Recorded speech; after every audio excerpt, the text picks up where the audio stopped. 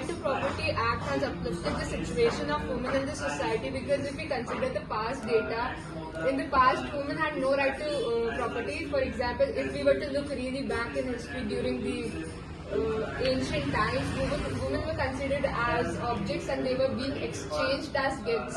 So considering the situation right now, I feel like the Right to Property Act is a really important act which gives women the right to own property and to do whatever with it. In my opinion, all the three acts has benefited for the upliftment of the women in various sectors. Like Right to Property Act has given them the right in their given them the co-personality rights in their parents' property, or whether it's their husband's property or in their in-laws' property. And the Triple Talaq Act has also benefited the Muslim women, which was an evolution for a Muslim woman, because it's given an act to Muslim women protection from the Marriages Act 2019 Act, in which the instant triple talaq, that is talaq that has been penalized right now.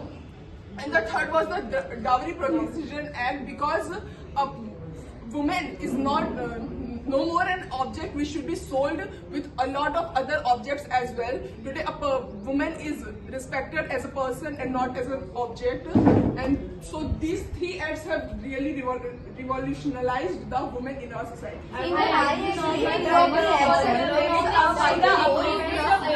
Already the acts have supported the women in the society. When it comes to the Property Act, the hierarchical property of the parents is not only given to the boys, and as the girls are married into the other house, still they are still the property is given to them and shared with them equally as their counterparts, boys in the family. When it comes to the Triple Talaq Act, as the Muslim women were suffering because of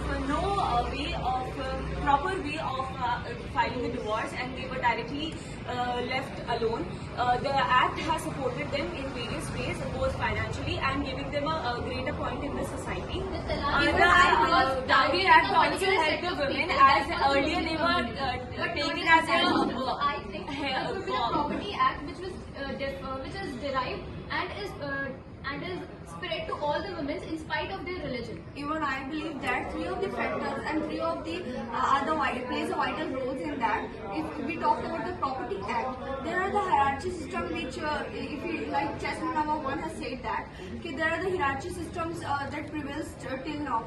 But right now, each and every women and girls get shares in the properties, and not in their father's families, even their in-laws families. So it has uplifted the women empowerment. And also we talk about the Triple Talaq system. So Muslim women get suffering for that, and there is they get no justice in their situation, as they get these are religious matters we don't talk, and but due to that the no pass in the parliament, so that help the Muslim women to get the justice. If we talk about the dowry system, so there are lots of women in the ancient times, and if we talk about the right now also, there are lots of women which have no ideas. They get suffered from their in-laws to get a dowry, but these dowries act mostly help to them to get in my justice. opinion, all these act has uplifted a woman and given them a fair idea and an equal opportunity representation in society for a woman.